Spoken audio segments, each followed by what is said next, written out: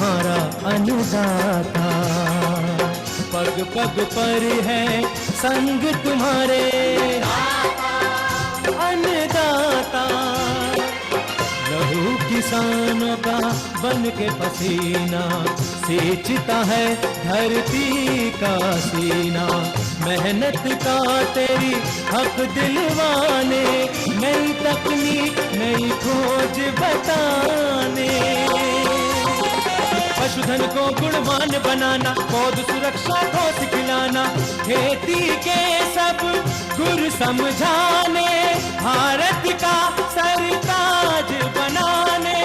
आठों पहर है संग तुम्हारे अन्नदाता,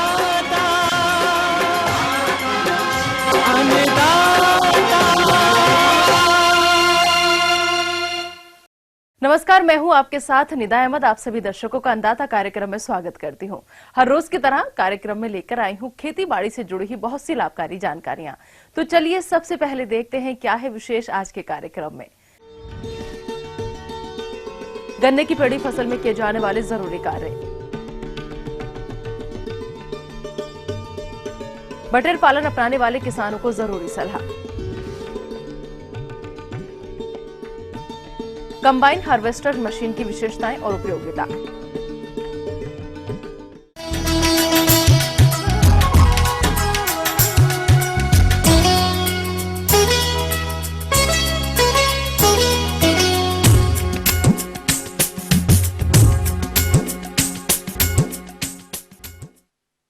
हमारे प्रदेश के यमुनानगर, सोनीपत, रोहतक, करनाल, हिसार, कुरुक्षेत्र जिले के बहुत से किसान भाई गन्ने की पेड़ी फसल ले रहे हैं। उससे अच्छी पैदावार के लिए ये जरूरी है कि फसल में किए जाने वाले समसामयिक कार्यों को उचित तरीके से किया जाए, अन्यथा पेड़ी गन्ने की बढ़वार कम होगी और इसका नतीजा ये होगा कि गन्ना किसानों को कम पैदावार से ही संतोष करना पड़ेगा।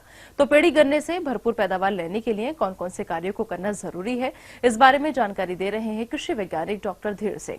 देखिए, आप जानते हैं कि गन्ना जो है एक ऐसी फसल है कि इसमें लगभग 50% जो 50% एरिया है वो रैटून के द्वारा होता है। गन्ने की रैटून फसल, जिसे पेड़ी के नाम से किसान भाई जानते हैं, जो किसानों को बोनस फसल के रूप में मिलता है। फिर भी गन्ने की पहली फसल काटने के बाद पेड़ी फसल के लिए कुछ जरूरी प्रबंधनों को सही तरीके से करने की जरूरत पड़ती है, जिससे उपज और अधिक बढ़ सके। तो आइए इन प्रबंधनों पर विस्तृत जानकारी लेते हैं। तो रैटून एक ऐसी लाभकारी फसल है गन्ने की जिसमें आपको कम लागत लगाने पर अधिक पैदावार मिल सकती है, अधिक लाभ उससे प्राप्त हो जाते हैं। कारण क्या है? कारण उसका ये है कि ना तो इसमें खेत की तैयारी करने की आवश्यकता पड़ती है, ना आपको बीज बोने की आवश्यकता पड़ती है, ना ही आपको कोई इसमें दूसरे इंटरकल्चर ऑपरेशन करने की आवश्यकता पड़ती है। तो इसमें यदि आपने शुरू में ही थोड़ा सा इसका ध्यान दे दिया, कुछ बातों पर ध्यान देने की आवश्यकता है, तो आपकी रैटून की फसल अच्छी हो सकती है, अच्छी पैदावार दे सकती है। उदाहरण के तौर पर एक तो आप जिस खेत में रैटून लेना चाहते हैं उसको फरवरी से पहले ना काटें, और दूसरा ये है कि जो रैटून रखनी है जिस खेत में, उसमें गन्ना आप ज़मीन से मिला करके काटें। ज़मीन से मिलाकर अगर नहीं काट पा रहे हैं, कोई बात है, तो उसके पश्चात एक जो है आपका स्टेबल सेवर आता है, स्टेबल सेवर चला करके जो ऊपर के जो ठूठ हैं उनको आप थोड़ा ऊपर से साफ करा दीजिए। और जो उसकी रैटून की जो पत्ती है जिसको आप ट्रेस कहते हैं, उस ट्रेस को आप ठीक प्रकार से 5 से 8 टन पर हेक्टेयर की दर से उस खेत में अच्छी प्रकार से मिला दें। और उसके लिए ध्यान रखें कि उसमें पहले कोई इंसेक्टिसाइड है, कोई सिस्टमिक जो आपका इंसेक्टिसाइड है उसका आप स्प्रे कर देंगे नीचे, तो उससे ये लाभ होगा आपका कि जो उसमें नीचे कैटरपिलर या दूसरे कीड़े पैदा हो जाते हैं जो गन्ने की फसल को नुकसान करते हैं, उससे आपका निजात मिल सकता है। दूसरा फ़ायदा जिसमें ट्रेस मैनेजमेंट करने से ये होता है कि जो आपका नमी होती है वो बनी रहती है, खरपतवार नियंत्रण भी आपका हो जाता है। ये भी पाया गया है कि ऐसे खेत जिनमें आपने ट्रेस का प्रयोग किया है उसमें कुछ जो पोषक तत्व हैं उनकी उपलब्धता भी बढ़ जाती है। अगर ट्रेस आप नहीं फैलाना चाहते हैं तो उसमें रिपीटेडली उसमें खरपतवार नियंत्रण करने की आपको आवश्यकता पड़ेगी। और लगभग एक गुड़ाई आपको 30 दिन पर, दूसरी गुड़ाई 60 दिन पर, और तीसरी गुड़ाई 90 दिन पर करने से खरपतवार नियंत्रण तो होता ही है, उसके साथ साथ उसमें टिल्लिंग भी अच्छा हो जाता है। एक बात का और ध्यान रखना है कि आप थोड़ा सा उसमें ध्यान करेंगे खेत में जा कर के, ये देखेंगे कि कुछ गन्ने के खेत में चूहे वगैरह लग जाते हैं या गन्ना गिर जाता है, तो उस दशा में भी कुछ कलम हमारे सड़ जाते हैं, गल जाते हैं, तो देखने से पता चलता है। तो ऐसे स्थानों में जहाँ पर आप देखेंगे लाइन को देख करके, तो वहाँ पर अगर आपके क्लम्प नहीं है तो उसमें उसी वैरायटी के टुकड़े आप काट करके दबा दीजिए अच्छी तरह से, उसको तैयार करके लाइन में, और उससे आपके जो जगह खाली बच जाती है उससे उसमें आपका गन्ने की रिक्त स्थान की पूर्ति हो जाती है। आप 150 किलोग्राम नाइट्रोजन और 60 किलोग्राम फास्फोरस और 40 किलोग्राम पोटास की दर से उसकी साइड प्लेसमेंट कर दें। इसमें आधी मात्रा नाइट्रोजन की, पूरी मात्रा फास्फोरस की और पोटास की लगा करके उसको ठीक प्रकार से बंद कर दें। बावक गन्ने की कटाई के बाद सिंचाई करके गुड़ाई के समय 115 किलोग्राम यूरिया, 132 किलोग्राम डीएपी और 80 किलोग्राम एमओपी का प्रति हेक्टेयर प्रयोग करें। उसके बाद 215 किलोग्राम यूरिया को 2 बार में बरसात से पहले प्रयोग कर लें। इसके अलावा जून के महीने में 1 लीटर पानी में 5 ग्राम यूरिया घोलकर छिड़काव करने से फसल का उचित विकास होता है।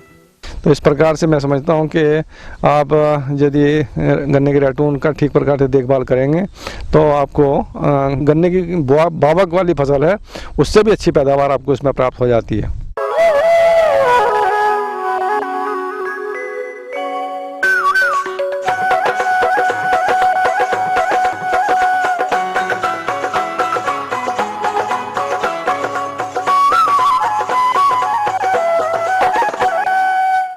बटेर पक्षी का नाम सुनते ही मांस खाने वालों के मुंह में पानी आ जाता है और फलस्वरूप इसके मांस के लिए लोग पैसों की परवाह नहीं करते हैं। और अब इसकी जापानी नस्लों के विकास के बाद तो इसको पालना काफी आसान हो गया है।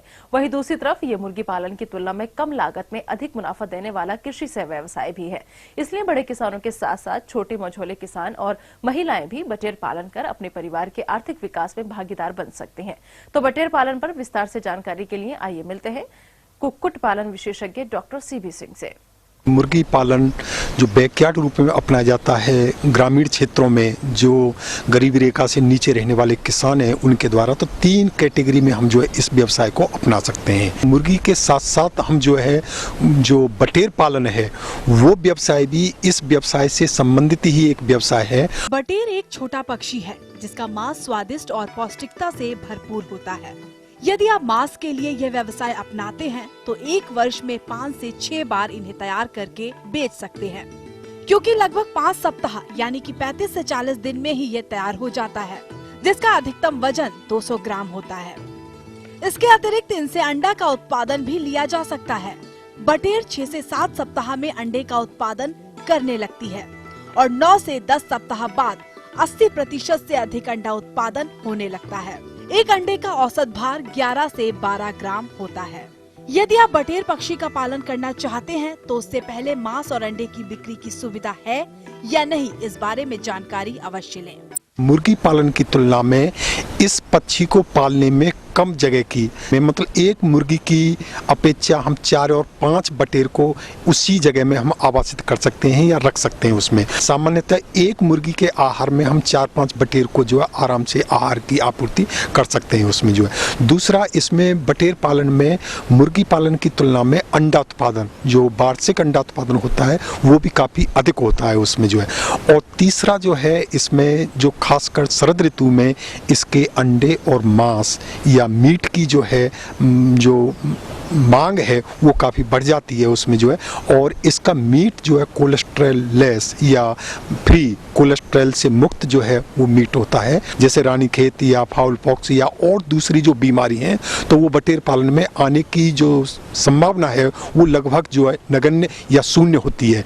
तो प्रजातियों के दृष्टिकोण से अगर हम देखें तो इसमें कैरी श्वेता, कैरी उज्जवल, कैरी विराट, ये ऐसी प्रजाति हैं कि ये मांस और अंडा उत्पादन के उद्देश्य से ये केंद्रीय पक्षी अनुसंधान संस्थान द्वारा जो ये विकसित की गई हैं। और इन प्रजातियों को पाल करके हम अत्यधिक अंडा उत्पादन जो है बटेर पालन से ले सकते हैं उसमें जो है। सामान्यतः बटेर को हम जो है दोनों प्रकार की आवास व्यवस्था, केज प्रणाली और सघन जो प्रणाली होती है, दोनों की प्रणालियों में हम जो है पाल सकते हैं। लेकिन इसके लिए हम जो अगर केज प्रणाली अपनाते हैं तो वो इसके लिए ज़्यादा फायदेमंद या ज़्यादा अनुकूल होती है। ब्रूडिंग के दौरान खासकर जो है इसमें हमें थोड़ी सी अत्यधिक सावधानी या विशेष बातों का ध्यान रखना पड़ता है। तो ब्रूडिंग के दौरान उसमें अगर हम जो है बैटरी ब्रूडर में जो है जो चूज़ों के मरने की जो संभावना है वो काफ़ी कम हो जाती है उसमें जो है, तो उसको हमारे जो किसान भाई या मुर्गी पालक किसान भाई हैं वो उसको जो प्रणाली को अपना सकते हैं उसमें जो है। सामान्यतः इसमें हम देखें तो जो खाद्य व्यवस्था है, तो खाद्य व्यवस्था में सामान्यतः देखें तो इसमें दो प्रकार का आहार, इसमें आरंभिक और अंतिम राशन, जो बटेर मांस उत्पादन के उद्देश्य से पाली जाती हैं उनमें दो प्रकार का आहार ये दिया जाता है उसमें। और दोनों प्रकार के आहार आयु के अनुसार उनमें एनर्जी और प्रोटीन की मात्रा जो है वो अलग अलग रखी जाती है। एक दिन की आयु से लेकर के 3 या 4 सप्ताह की आयु तक जो पक्षी पाले आहार दिया जाता है उसको आरंभिक राशन बोला जाता है। और 4 सप्ताह के बाद में पक्षियों को मार्केट या बाजार में बेचने की आयु तक जो आहार दिया जाता है उसको अंतिम राशन दिया जाता है। सामान्यतः जैसे अंडा उत्पादन के लिए जो पक्षी पाले जाते हैं तो उसमें हम आरंभिक राशन, ग्रोअर राशन और लेयर ब्रीडर राशन 3 प्रकार का आहार दिया जाता है। और उसमें भी जो है अलग अलग आयु के अनुसार उसमें प्रोटीन की मात्रा जो है अलग अलग रखी जाती है उसमें जो है। सामान्यतः इसमें खासकर जो बटेर पालन में जो बीमारियों से होने वाली मृत्यु दर या बीमारियों की संभावना वैसे सामान्यतः नगण्य होती है या न्यूनतम होती है। लेकिन उसके बाद भी इसमें सामान्यतः जब हम आवास व्यवस्था में समुचित व्यवस्था नहीं रख पाते हैं या उसमें ओवर क्राउडिंग होती है, कम जगह में अधिक पक्षी पालते हैं, या ब्रूडिंग के दौरान कम जगह में अधिक बच्चों की ब्रूडिंग हम करते हैं, या आवास में शुद्ध हवा का आवागमन मतलब प्रॉपर वेंटिलेशन अगर नहीं होता है, और लिटर में अगर समस्या रहती है, लिटर का गीलापन होना या फीड और पानी, दाने और पानी के उचित बर्तन जो है आयु के अनुसार नहीं हो पाते, तो उसमें कभी कभी पक्षियों में स्ट्रेस की वजह से उसमें मृत्यु दर होने की संभावना रहती है उसमें। तो उस समस्या से निदान पाने के लिए हमारे जो किसान भाई हैं वो उससे प्रबंध संबंधी बिंदुओं पर विशेष कर ध्यान दें। और उसके बाद भी अगर स्ट्रेस से कुछ ऐसा महसूस होता है कि पक्षियों में मृत्यु दर हो रही है तो उसमें हम एंटी स्ट्रेस दवाएं वो पानी के माध्यम से हम पक्षियों को 4 से 5 दिन तक दे सकते हैं। और इसमें बहुत सारी एंटी स्ट्रेस कोई भी हम मल्टीविटामिन सिरप जैसे कैल्डी प्लस है या बिमरोल है या बी कम्प्लेक्स है, बहुत सारी मतलब जो है ऐसी मल्टीविटामिन दवा जो है हम एंटी स्ट्रेस को कम करने के लिए हम जो है वो पानी के माध्यम से पक्षियों को हम दे सकते हैं उसमें जो है। तो सामान्यतः अगर हम बटेर पालन को मुर्गी पालन की तुलना में देखें तो जो हमारे मुर्गी पालक किसान भाई हैं वो इससे काफ़ी फायदा उठा सकते हैं उसमें जो है। और इस व्यवसाय को दोनों उद्देश्य मांस और अंडा उत्पादन दोनों उद्देश्य कर सकते हैं।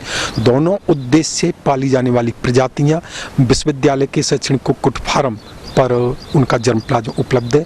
वो किसान भाई हमारे विश्वविद्यालय के शैक्षणिक कुक्कुट फार्म से उनके चूजे और वयस्क पक्षी लेकर के और उससे संबंधित अगर अन्य कोई तकनीकी जानकारी है तो वो भी साथ ही साथ जो है फार्म पर कार्यरत जो सहायक निदेशक और दूसरे जो कर्मचारी हैं उनसे लेकर के इस व्यवसाय को अपनाते हैं तो निश्चित रूप से वो जो है इससे अच्छी आय अर्जित कर सकते हैं और लाभ अर्जित कर सकते हैं। धन्यवाद। तो ये थी कुछ उपयोगी जानकारियां। अब लेते हैं यहाँ पर एक छोटा सा ब्रेक, जल्द लौटेंगे और कार्यक्रम में आगे है महत्वपूर्ण जानकारियां, तो बने रहिए हमारे साथ।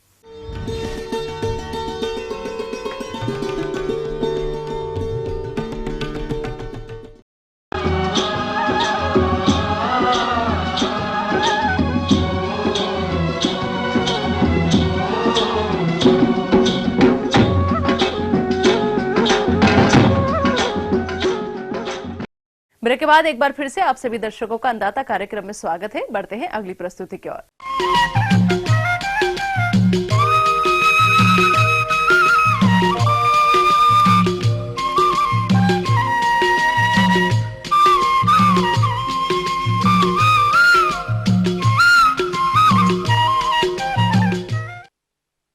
अब अपने प्रदेश में रबी फसलें परिपक्व अवस्था में हैं और बहुत से क्षेत्रों में इनकी कटाई की शुरुआत भी हो चुकी है, लेकिन इस समय फसलों की कटाई के लिए आमतौर पर किसानों को मजदूर नहीं मिलते हैं, जिससे फसलों की कटाई गहाई में देरी हो जाती है। किसानों की इसी समस्या को देखते हुए कृषि वैज्ञानिकों ने कंबाइन हार्वेस्टर यंत्र का आविष्कार किया है। तो इस यंत्र की क्या खासियत है और किसानों के लिए किस प्रकार से ये उपयोगी है, आइए जानते हैं कृषि अभियंता मनोरंजन कुमार से। आजकल कृषि में मशीनरी का प्रयोग बहुत होने लगा है, क्योंकि अभी रबी की अधिकांश फसलें कटाई के लिए तैयार हो रही हैं। ऐसे में कटाई के लिए मजदूरों का ना मिलना आम बात हो गई है। इसीलिए यदि किसान फसलों की कटाई के लिए कंबाइन हार्वेस्टर का प्रयोग करें तो उनकी लागत में कमी तो आएगी ही, साथ ही कटाई गहाई का कार्य भी जल्दी हो जाएगा। और आइए अब जानते हैं इस मशीन से किसानों को और क्या-क्या फायदे हैं। तो कंबाइन हार्वेस्टर से अगर हम कटाई करें तो सीधी सी बात है, अगर मशीन से कोई भी काम करते हैं तो हमारा श्रम शक्ति जो समय का काफ़ी बचत होता है। तो सबसे पहले तो हमारा जो मजदूर का कमी को दूर करने के लिए मशीन का हमारा प्रयोग करते हैं। इस मशीन से अगर खेतों में जो हमारा स्टैंडिंग क्रॉप है, जो खड़े पौधे हैं, उसके लिए व्यवहार में किया जाता है। किसान भाइयों, किसी यंत्र का प्रयोग करने से पहले उससे संबंधित सभी जानकारियां प्राप्त कर लेनी चाहिए। यदि कंबाइन हार्वेस्टर की बात करें तो ये किस प्रकार कार्य करता है, आइए जानते हैं। ये कंबाइन हार्वेस्टर 2 मीटर से लेकर के अप टू 4 मीटर तक का चौड़ाई का आता है। तो 2 मीटर से चौड़ाई 4 मीटर तक का चौड़ाई है, इसलिए इसका जो कैपेसिटी होगा पर घंटा या पर डे, अगर हम पर दिन निकालें प्रतिदिन, तो वेरी करेगा। ये लगभग अगर देखेंगे तो एक दिन में ये अगर आपका 3 हेक्टेयर से लेकर के आपका 5-6 हेक्टेयर तक कर देता है। डिपेंड करता है कि ये आपका कितनी चौड़ाई का मशीन है। स्वाभाविक है, अगर कम चौड़ाई के होगा तो ज़्यादा समय लगेगा और ज़्यादा चौड़ाई का है तो कम समय लगेगा। तो इसमें आप देख रहे होंगे कि ये जो बड़ा वाला भाग लगा हुआ है, ये रील कहलाता है। और रील के नीचे ठीक देखेंगे ब्लेड लगा हुआ है, यही काटता है, पौधा को काटता है। और ये ऑगर एक लगा हुआ है जो कि आप देख रहे हैं, ये करीब 4 मीटर चौड़ाई है। इसको जो पूरा 4 मीटर का करता है और ये ऑगर रील जो है उसको एक पीछे की ओर समेटता है, प्लेटफॉर्म पे लाता है। कटने के बाद वो ऑगर में जाता है। ऑगर में जाने के बाद दोनों तरफ से बीच में आता है और बीच में एक बना हुआ है कन्वेयर लगाने के लिए। तो बाकी का यूनिट में वो कटने के बाद गेहूं का जो बाली है और उससे थोड़ा सा नीचे हम लोग बाली जो इफेक्टिव पार्ट जिसमें कि दाना रहता है, उसके थोड़ा सा नीचे लेकर के हम लोग काटते हैं। काटने के बाद वो जो है थ्रेसिंग यूनिट में चला जाता है। थ्रेसिंग यूनिट में जाने के बाद वो फिर क्लीनिंग होता है। थ्रेस होने के बाद क्लीन होता है। क्लीन होने के बाद जो हमारा भूसा है वो पीछे की ओर गिर जाता है। अगर हम चाहे तो उसको स्टोर कर लें। और दाने के लिए इसमें एक टैंक बना रहता है जिसमें कि दाना इकट्ठा हो जाता है। और अगर खेत में चलते समय अगर टैंक में भर गया दाना तो हम लोग फिर ट्रॉली लगा करके उस दाने को निकाल लेते हैं। उसमें ऑगर टाइप का एक पाइप लगा हुआ है जिससे हम लोग ट्रॉली में निकाल लेते हैं। निकालने के बाद फिर खेतों में चलाते हैं। किसान भाइयों, ये मशीन कटाई के साथ साथ गहाई का कार्य भी करती है और इसीलिए इसकी कीमत भी ज्यादा होती है। लेकिन किसान यदि चाहें तो इन मशीनों को समूह बनाकर खरीद सकते हैं। और इसका दाम भी अगर देखें तो 3.5 लाख से लेकर के 15-18 लाख तक का आता है। डिपेंड करता है वही कैपेसिटी पर कि अगर चौड़ा मशीन ज़्यादा बड़ा लेंगे तो काफ़ी थोड़ा महंगा पड़ेगा और छोटा लेंगे तो हम मुख्यतः देखते हैं कि हमारे यहाँ जो मंझले किसान या छोटे किसान हैं तो उसके लिए कंबाइन छोटा लें।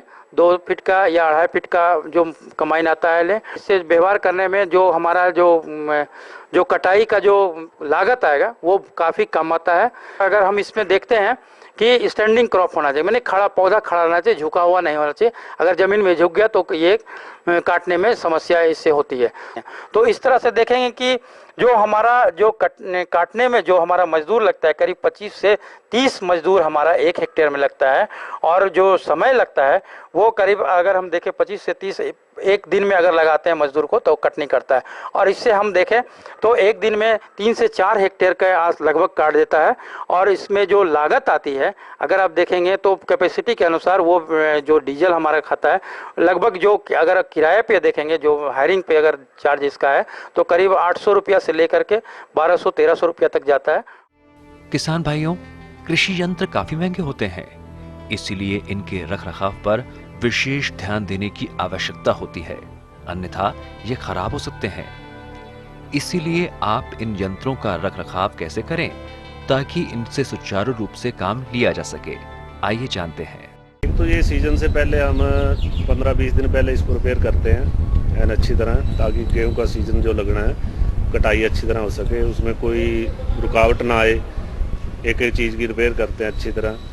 तो उसमें स्टाफ अच्छा होना चाहिए, धूम्रपान या कोई नशा वगैरह नहीं करना चाहिए उसमें। और दूसरी बात यह है भी गेहूं के सीज़न में ज़्यादा आग लगने का डर रहता है, तो उसमें कंबाइन के ऊपर कम से कम 50 लीटर 60 लीटर पानी का प्रबंध होना चाहिए और आग बुझाने का संयंत्र लगना होना चाहिए ज़रूरी, तो ताकि किसी किसान का कोई नुकसान ना हो सके और कंबाइन का भी नुकसान ना हो, अच्छा चीज़ लगे।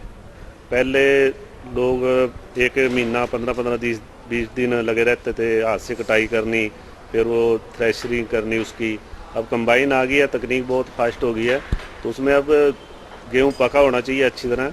तो उसमें 2-4 दिन में किसान अपनी फसल काबू करके अपने मंडी में ले आके बेच देता है और उसमें मौसम का भी बहुत मार नहीं रहती, बहुत अच्छी तरह काम होता है। भूसा भी जल्दी बन जाता है इससे, हार्वेस्टर से, और मशीनें चलती हैं भूसा बनाने वाली।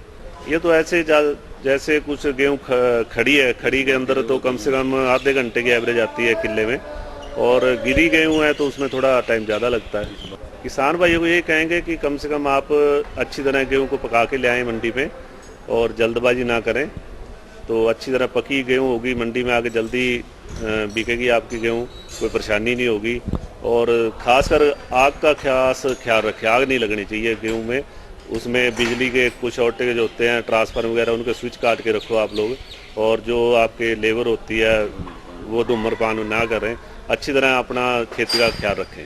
उसमें किसान का नुकसान होता है, पड़ोसी का भी नुकसान बहुत होता है। आगे और भी है कुछ रोचक जानकारियां, पर यहाँ पर रुकेंगे एक और छोटे से ब्रेक के लिए, जल्द हाजिर होते हैं।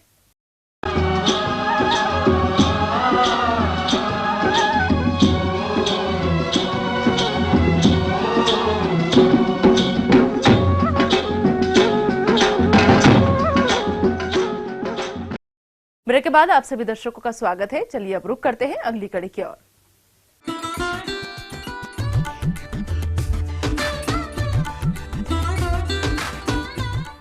अन्नदाता हेल्पलाइन निशुल्क फोन संपर्क सेवा के माध्यम से आपके द्वारा पूछे गए कृषि से जुड़े प्रश्नों में से एक या फिर 2 महत्वपूर्ण प्रश्नों को हम अपने कार्यक्रम में शामिल करते हैं, और इसी के तहत आज का चयनित प्रश्न और उसका जवाब इस प्रकार है। अन्नदाता निशुल्क फोन संपर्क सेवा के माध्यम से पूछे गए प्रश्नों में से कार्यक्रम में आज जो प्रश्न हमने शामिल किया है उसे पूछा है गांव नारायणगढ़, जिला अंबाला से कैलाश सिंह जी ने। यह झरबेरा की वैज्ञानिक खेती के बारे में जानकारी चाहते हैं, तो कैलाश सिंह जी आपकी जानकारी हेतु प्रस्तुत है कार्यक्रम का यह अंश।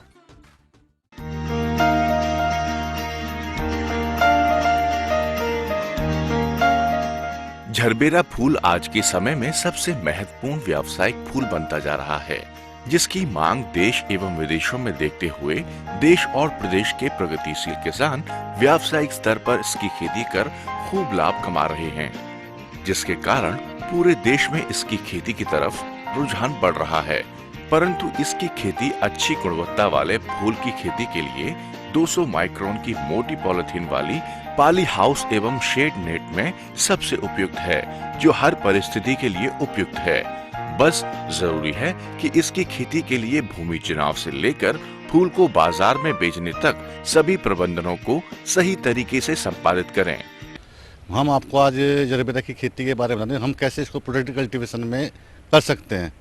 सबसे पहले झरबेरा में है, जो मैं खड़ा हूँ जहाँ पे झरबेरा का ही प्लॉट है।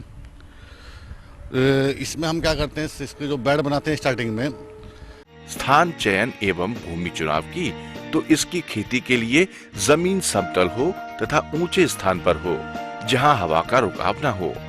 कम से कम 30 मीटर की दूरी तक कोई भी बहुमंजिला इमारत न हो तथा अच्छी गुणवत्ता एवं सिंचाई जल की व्यवस्था हो, वहां पर करनी चाहिए। मैं प्लेन खेत है तो प्लेन खेत में हम पहले बेड बनाएंगे। बेड हमारी रहेगी 45 सेंटीमीटर ऊंची और 70 सेंटीमीटर नीचे से बॉटम है, टॉप है उसका 60 सेंटीमीटर का। ये हमारी बेड बन गई। उस बेड पे हम जो प्लांट लगाते हैं वो लगाते हैं हम 30 सेंटीमीटर की दूरी पे, प्लांट टू प्लांट 30 सेंटीमीटर, और रो टू रो यानी पंक्ति टू पंक्ति 35 सेंटीमीटर जिग जैग में हम प्लांट लगाते हैं इसके। और इसको जुलाई अगस्त का महीना छोड़ के हम कभी भी ट्रांसप्लांट कर सकते हैं खेत में।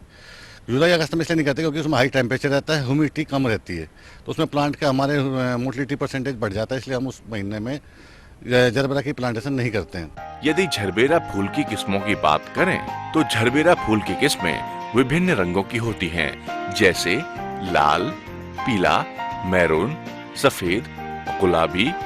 इसके अलावा बहुरंगी किस्में हैं। यदि झरबेरा फूल को खुले में उगाया जाए तो इसकी गुणवत्ता एवं आकार दोनों अच्छी नहीं रहती। बाजार मांग एवं रंगों के अनुसार निम्न प्रकार हैं, जिसमें से इसका चयन कर आप झरबेरा की खेती कर सकते हैं, जो इस प्रकार हैं।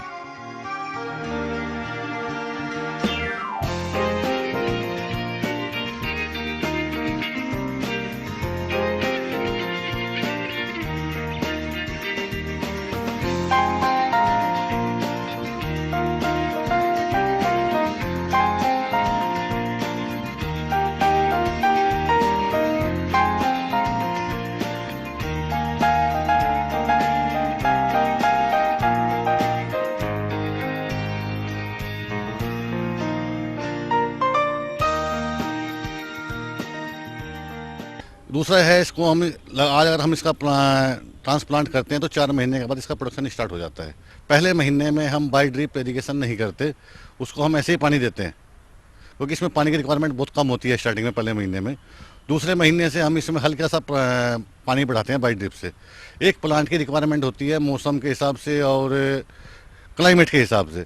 जो भी हमने नया प्लांट लगाया तो उसकी जो डोज होगी वो होगी 50 से 60 ml, लेकिन जैसे वो प्लांट बड़ा हो जाएगा, जब उससे 12 से 13 लीफ आ जाएंगी तो उसकी जो रिक्वायरमेंट होती है 300 से 400 ml पर लीटर पर प्लांट, जो हम बाई ड्रिप से उसको दे सकते हैं। जब पौधों पर फूल आने लगते हैं तब NPK 12:8:35 का 0.4 ग्राम मात्रा प्रति पौधे की दर से 1 दिन के अंतराल पर देते रहना चाहिए। इससे अधिक फूल एवं फूल गुणवत्ता अच्छी रहती है। इसके अलावा पौधों को सूक्ष्म पोषक तत्व की भी आवश्यकता होती है। इसके लिए 40 ग्राम सूक्ष्म पोषक तत्व 1000 लीटर पानी के साथ मिलाकर सिंचाई के साथ दिया जाए तो गुणवत्ता युक्त फूल पैदा होते हैं। हमेशा 2 से 3 माह के बाद मिट्टी की जांच कराते रहना चाहिए। सरकार की तरफ से तो पोली हाउस पे तो अनुदान दे ही रही है गवर्नमेंट, बाकी ये प्लांटिंग मटेरियल पे भी अनुदान है उनका। कितना %? ये पर स्क्वायर मीटर 200 रुपये देते हैं जी, मतलब 50% ही है, 200 रुपये तक देते हैं वो, लेकिन अच्छा जो अनुदान है प्लांटिंग मटेरियल पर गवर्नमेंट की तरफ से। 1 साल में सब खर्चा निकाल के 1 एकड़ में आदमी 6 से 8 लाख रुपए तक इसमें कमा सकता है, जो कि ओपन फील्ड में या ओपन खेती में नहीं कमा सकता। अब आइए देखते हैं कल दिखाए जाने वाले कार्यक्रम की मुख्य झलकियां। बेहतर फसल उत्पादन के लिए मिट्टी की जांच अवश्य करें। इस समय आम के बागों में किए जाने वाले जरूरी कार्य। हम ये उम्मीद करते हैं कि आज का कार्यक्रम आप सभी दर्शकों के लिए उपयोगी रहा होगा। किसान भाइयों, अन्नदाता आपकी सेवा के लिए संकल्पित है। कृषि संबंधित समस्या और सुझावों के लिए आप हमें इस पते पर संपर्क कर सकते हैं। प्रोड्यूसर अन्नदाता, ETV Haryana Himachal Pradesh, Ramoji film city Hyderabad 501512। साथ ही आप हमें ईमेल भी कर सकते हैं। हमारा ईमेल है annadatar.hp@etv.co.in। इसके अतिरिक्त आप हमें निःशुल्क हेल्पलाइन नंबर 180010084599 पर सोमवार से शनिवार सुबह 10 से शाम 4 बजे के बीच संपर्क कर सकते हैं। फिलहाल अन्नदाता की पूरी टीम को आप दीजिए इजाजत। कल फिर इसी समय आपसे होगी मुलाकात कृषि संबंधित कुछ और महत्वपूर्ण जानकारियों के साथ। नमस्कार।